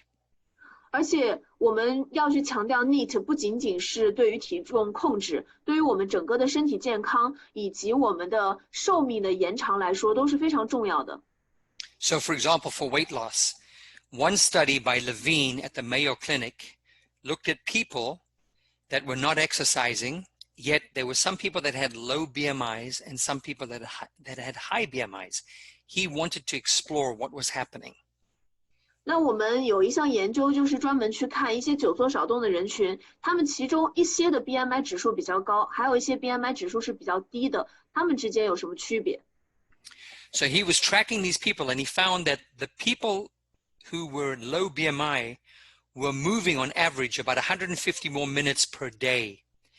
That averaged out to about 352 more calories every day, which over a year is about 16.7 kilograms of body weight. 然后研究人员就会发现，其实那些 BMI 指数比较多的人，他们每天额外有150分钟左右的运动。So we can see that getting more NEAT calories is an effective way to help people lose weight.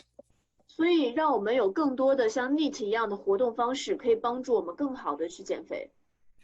From a standpoint of health, a study by Kaczmarzyk and his colleagues, they followed 17,000 people for a period of 12 years. 那我们还对一些大量的人群去进行了一些调查，然后调查了大概33.4万12岁以上的成年人。And they were simply looking at a relationship. They wanted to know, was there a relationship between how many hours you spend sitting in a day and how soon you die? 然后我们就发现了，你坐的时间越久，你的死亡风险就越高。What they found was this. It didn't matter how much exercise you did. The more hours you spend sitting, the sooner you die, or it increase your risk of mortality. 在这项实验里面，我们并没有关注大家的运动时长有多少，而是去关注你有多少时间是在久坐的，就会发现久坐的时间越久，死亡的风险就越高。So what they decided, or what they concluded, was that exercise and activity is not enough to cancel all the bad effects of sitting and being sedentary. 所以如果我们只是依靠运动的话，那些短暂的1到2个小时的身体活动是不足以抵消久坐少动带来危害的。They found reduced HDL levels, which increases your risk of cardiovascular disease. They found decreased LPL activity in the muscle cell. They saw elevated triglycerides in the blood, which increases your risk of cardiovascular disease. They saw increased insulin resistance, all from people that spend time sitting. These all increase your risk of mortality. 他们会发现久坐少动的人群，他们身体的各方面指数都会变差，比如说心血管疾病的风险增加，肌肉的脂蛋白酶减少，然后我们的甘油三酯的一个水平也会增加，还会增加胰岛素的抵抗。So what we've concluded is that for health and weight loss, we have to include NEAT, not just exercise. So we say it's time to rethink the way you train and retrain the way you think. 所以为什么我在这里的标题会写上要重新思考我们的训练方式，然后重新训练我们的思考方式，目的就在于倡导大家可以更多的增加 NEAT 训练，而不仅仅是专注于你的专项型的训练。So for example, if we were to look at a person's day, What you see in the illustrations is the calories that a person is expending if they're trying to balance their weight. So I'm putting in hours expended, calories expended when you're sleeping. I'm putting in some calories for exercise. And what's left in red is the rest of the calories in the day that you have to expend to match how many calories you're eating. 所以我们可以看到，在这个饼状的图表当中，我把大家的睡眠、运动、吃饭，还有其他的一些非运动的消耗形式都标注了出来。So most trainers try and get more calories out of exercise, and that's maybe only 3 to 5 hours a week. What you should be looking at is the big red piece of the pie, which is the other 100 plus hours in the week where you can expend more calories. 那其实我们可以看到，有很多的运动人群，他们会专注于非运动状态之下的身体活动，大概每周会有额外的一些3到5小时的工作。So for example, rather than asking a person to find more time to be active, because people don't have time, you want to consider changing the way they do the things that they are doing in their day. 所以我们要去帮助客户有更多运动的话，你要去改变的是他们一整天如何去做一些事情。So for example, in the US, the average American woman sits for almost up to 13 hours a day. 那对于我们来说，你可以看一下，美国女性每天平均会坐着的时间大概就是。So what if I could get her not to find more time, but to actually spend 2 hours of her day doing what she does standing rather than sitting, whether it's talking on the phone, typing, texting, do it standing, not sitting. 所以对于这些女性来说，我们要做的就是让她花更多的时间去站立，而不是坐着。Now, if I can do that, 2 hours of standing versus sitting is going to expend 128 more calories per day. And if I take that and multiply it by 5 days of the week when she's working and 50 weeks of the year, all right, when she's at work, that makes a difference of already over 4 kilograms of energy in a year. 所以我们可以看到，如果每天她额外增加2小时的站立时间，就会多有120大卡的一个热量消耗。那这样的话，她平均下来的话，一整年可以有32000大卡的热量消耗，大概就是对应了4.2公斤的体重。And we talked about how many calories the average woman expends in a gym, 430 calories. And so if you can get those calories in her day, that 4.2 kilograms is the equivalent of 75 more visits to the gym, which is something she maybe doesn't want to do or something that she doesn't have time to do. 我们可以看到这样的一个热量消耗的话，对比她去健身房可以替代大概75次左右她去健身房训练的一个状态。那对于很多女性来说，可能去健身房是她不想或者是没有时间去完成的事情。Now, we know that standing is good, but movement is better. 那我们知道，站立其实已经是一个不错的方式了，但是如果能够动起来的话就更好了。So what if I could now get a woman not only just to stand, but also to maybe find ways to move 30 minutes more in a day? Doesn't have to be exercise, just move around. 那我们如何让女性除了增加站立的时间之外，还有更多的机会可以动起来呢？当然不是让她们去运动，而是只要稍微活动起来就可以了。So that energy difference right there, just moving 30 minutes a day, again, 5 days of the week, 50 weeks of the year, is about another 2 kilograms. 如果她们能够每天再增加30分钟左右额外的这样的身体活动，大概又对应的是2公斤的体重减轻。And that 2 kilograms is like another 36 visits to the gym. 那这2公斤的体重减轻，差不多也要36次去健身房训练才能达到。So if I add 2 hours of standing and 30 minutes of movement, the energy equivalent is 111 more gym visits, or an average of 2.1 visits more per week over her current 2.4 visits per week. So we're almost doubling the time she needs to commit to the gym. 所以如果我们每天给它增加2小时的站立和额外3小时的一些简单的身体活动，就相当于每周多去了110次的健身房，或者是在每周有2.4次的运动的基础上面，又额外的增加了2.1次。So hopefully what you're seeing here is that people can get to their weight loss goals without having to commit more time to exercise. If we simply change the way they do things they do by getting them to stand and move, we can help people lose weight without having to commit more time to the gym, which is something a lot of people do not want to do. 很多人没有办法完成减肥，他们都会说自己没有时间去健身房训练。但如果我们能够改换策略，让他们更多的去动起来的话，就可以能够有效的帮助他们减肥。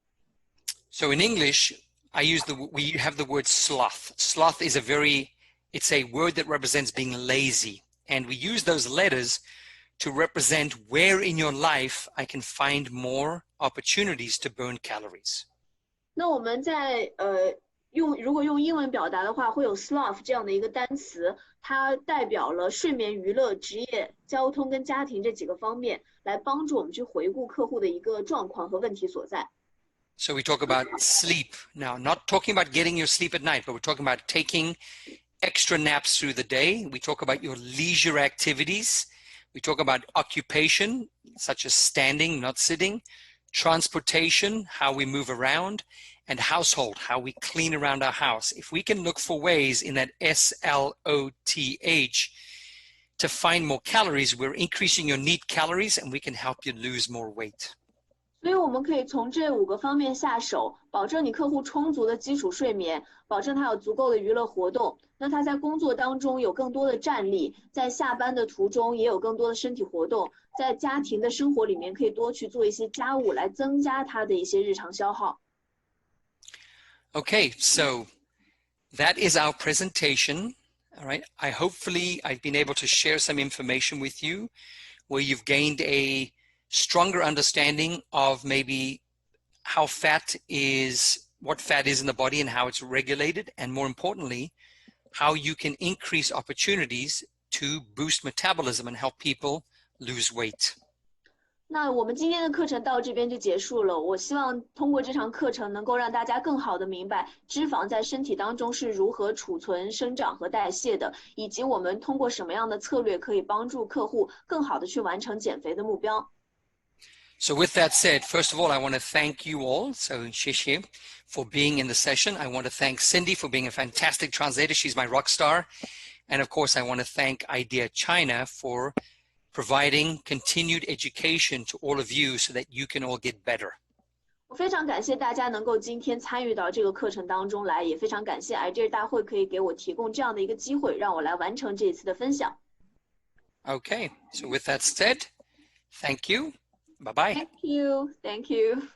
Thanks, Cindy. Thank you so much.